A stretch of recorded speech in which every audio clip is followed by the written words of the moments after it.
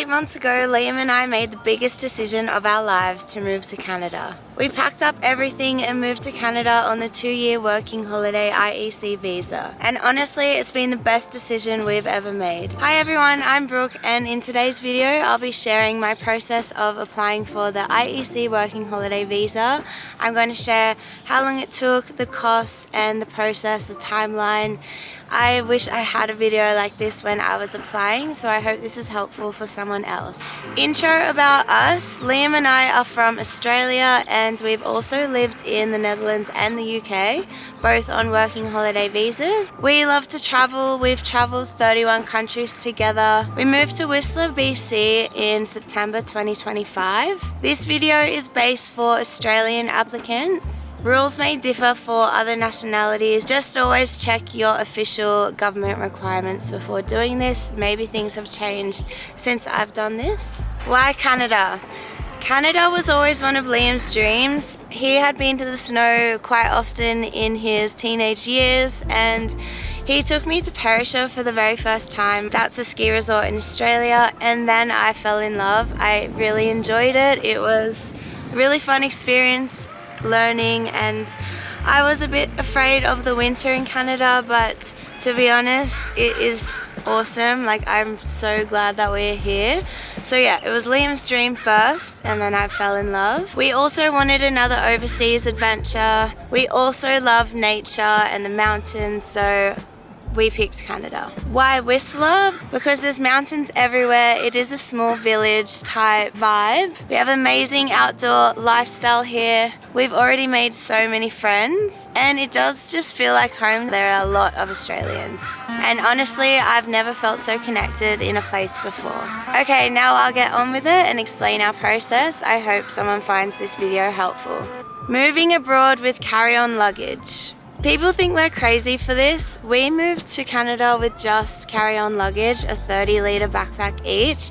This is because we traveled 6 months of Europe before, so we didn't want to have all of our luggage and drag that around during our travels. This worked surprisingly well, and when we did get to Canada, we had savings put aside to get our winter gear and get some new clothes and our ski gear and everything. The clothes we had in Australia wouldn't be suitable for the winter here anyway, so we came here with savings and budgeted for setting up when we got here. What is the IEC visa? The IEC stands for International Experience Canada. It is a 2-year working holiday visa, open work permits, there's no restrictions, and the age to apply for this, you have to be between 18 to 35. Visa process timeline. We applied for the IEC visa on the 27th of March 2025. We created our profiles and got accepted into the candidate pool. In the meantime, we applied for our police checks. The earlier you apply, the better, because there are thousands of candidates waiting in the pool, especially before the winter. Don't leave it until the last minute, as you risk not getting picked. Liam got his invitation to apply on the 6th of April. Mine came later on the 9th of April.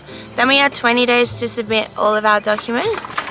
The documents we submitted was our Australian passport, our Australian police check, our UK police check, our Netherlands police check, a digital photo each, and then the IEC visa application. Our applications were received on the 16th of April, and we were instructed to get our biometrics done, which is a scan of your fingerprints and a photo. You'll need to book an appointment to do this. On the 11th of June, our biometrics and our application were approved. The final decision is made by the immigration officer on arrival in Canada. Arriving in Canada. Honestly, this was much easier than I expected. All we had to show was our passport and our POE letter. That was it. POE stands for Port of Entry.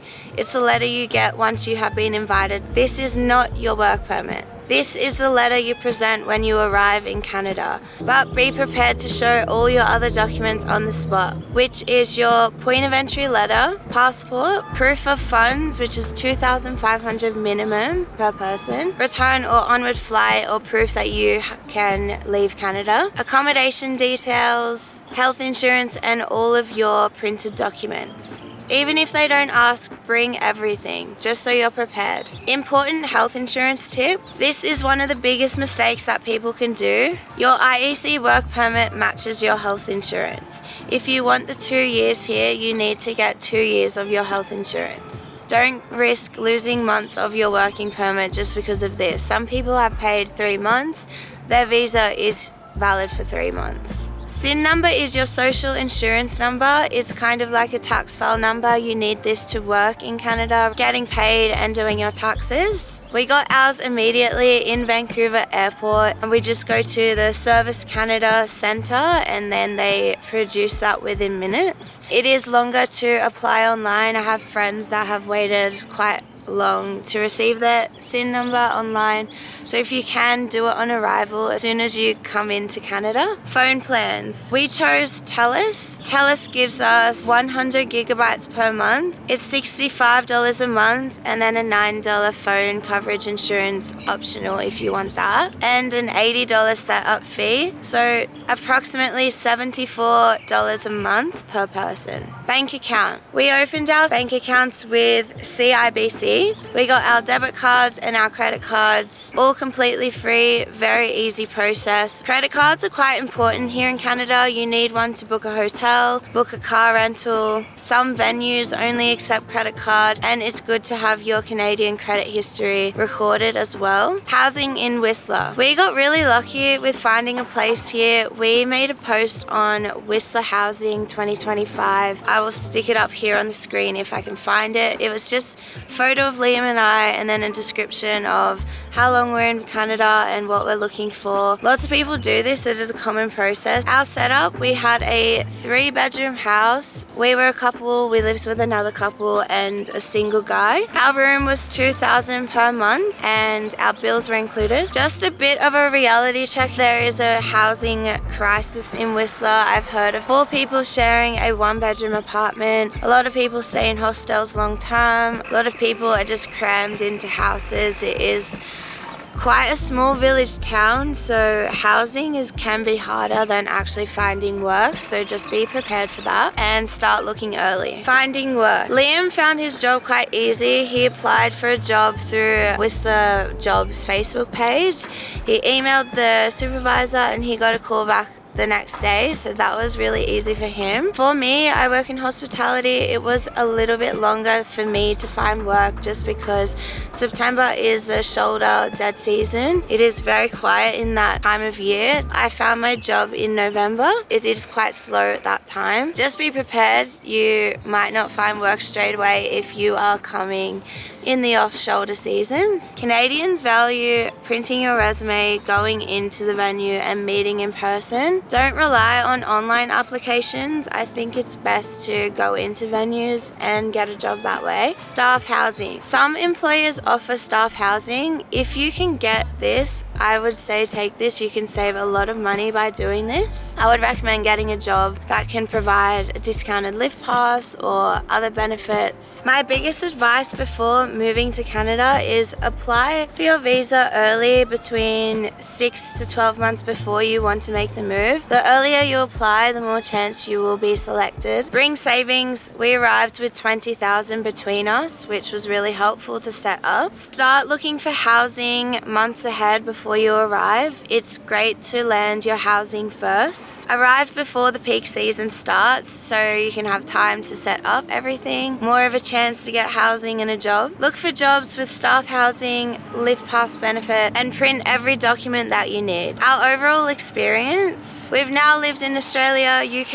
and the Netherlands and Canada.